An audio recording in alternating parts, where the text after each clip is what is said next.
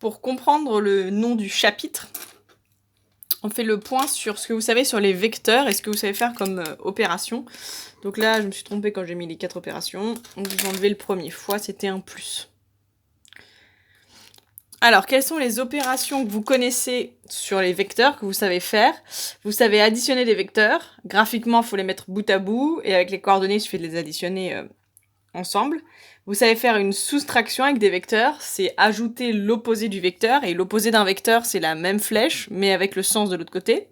Et en fait, il n'y a pas de fois et il n'y a pas de divisé dans les vecteurs.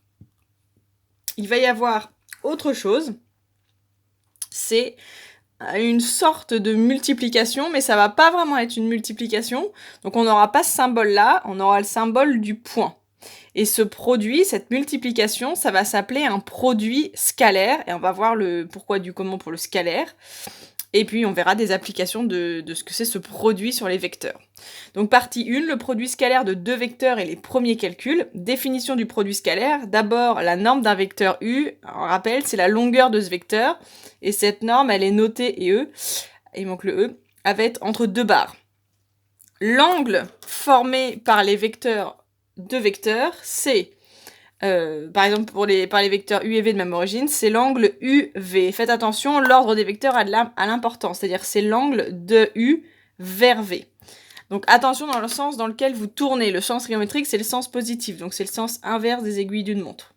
Par exemple, cet angle entre U et V, l'angle UV, c'est pi sur 4. Et cet angle-là, si on tourne dans ce sens-là, c'est 3 pi sur 2, mais si on va de U vers V en tournant dans l'autre sens, c'est du coup moins pi sur 2. Moins parce qu'on tourne dans le sens des aiguilles d'une montre. Donc des angles, on dit qu'ils sont égaux à 2 pi près. Alors, définition du produit scalaire. Et on va voir pourquoi scalaire. Donc, le produit scalaire des vecteurs U et V, c'est... Déjà, il est noté avec un point, parce que c'est pas vraiment une multiplication au sens de la multiplication. Il est noté U.V. Et en fait, c'est un nombre. C'est pour ça que ça s'appelle scalaire. Le mot scalaire veut dire nombre.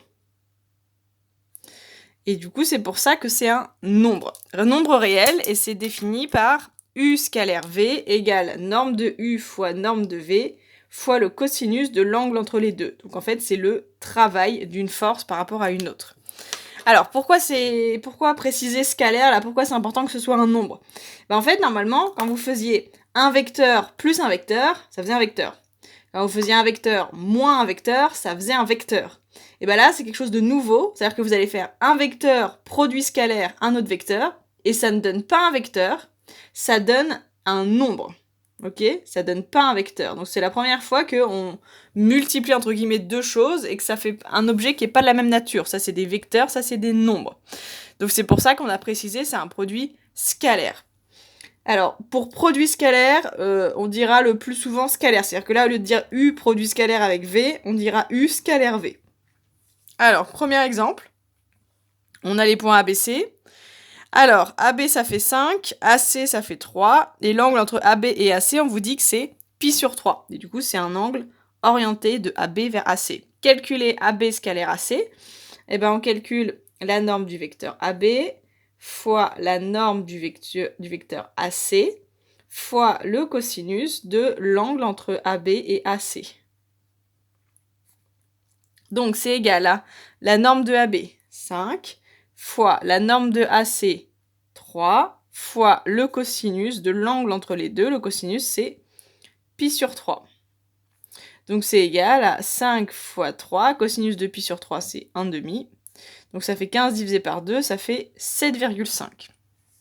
Propriété, si l'angle entre les vecteurs est entre 0 et 90 degrés, le produit scalaire est positif. Si l'angle entre les vecteurs c'est du 90 degrés à 180 degrés, le produit scalaire il est négatif. Donc ça c'est ce qu'on avait retrouvé dans l'activité d'approche. Être positif, ça veut dire que la force elle renforce le mouvement, et être négatif c'est s'opposer au mouvement.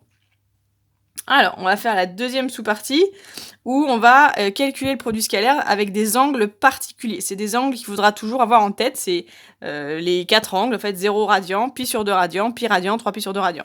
Donc, soit deux vecteurs. Si on met un angle de 0 radian, les deux vecteurs, ils sont collinéaires de même sens. C'est-à-dire que si on met 0 degré entre eux, ça, par exemple, c'est U.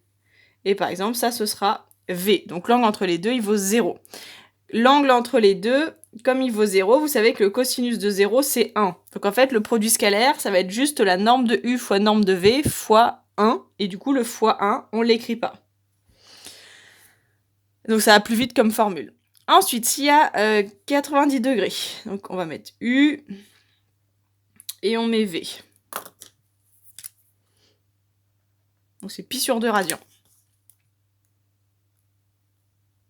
Eh bien, U scalaire V, ça va valoir 0. Pourquoi? Parce que le cosinus de pi sur 2, ça vaut 0. Donc, dès que vous aurez un angle droit entre deux vecteurs, vous pourrez dire égal à 0, car angle droit.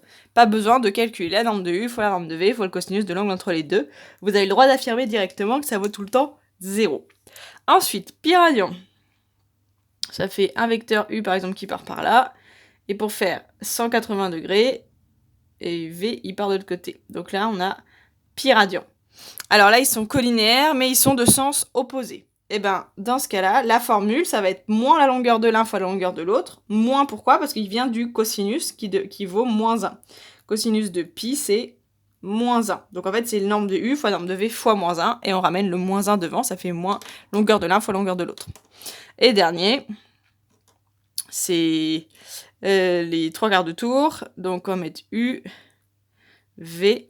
Et du coup, là, l'angle, c'est 3 pi sur 2. Mais en fait, 3 pi sur 2, c'est un peu le même principe que pi sur 2. C'est un angle droit. Et ben, dès qu'on a un angle droit, cosinus de, le cosinus va valoir 0. Cosinus de 3 pi sur 2, il vaut 0. Donc, c'est ces cas-là où ça fera 0. Donc là, il y avait le moins.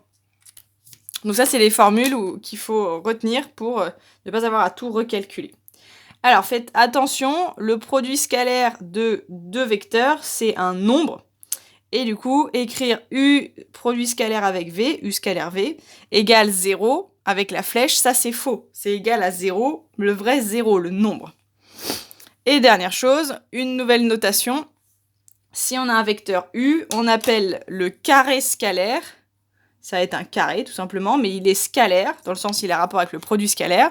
On va le noter U au carré, c'est le nombre défini par U au carré, c'est U produit scalaire avec U. Et c'est une notation pour mettre au carré, comme on avait l'habitude. Et la propriété, c'est que le produit scalaire de U, le carré scalaire de U, pardon, c'est sa norme au carré. Comme ils sont collinéaires et de même sens, ça fait deux vecteurs U, donc ça fait norme de U fois norme de U, donc ça fait la longueur de U au carré quand on fait un produit scalaire avec lui-même.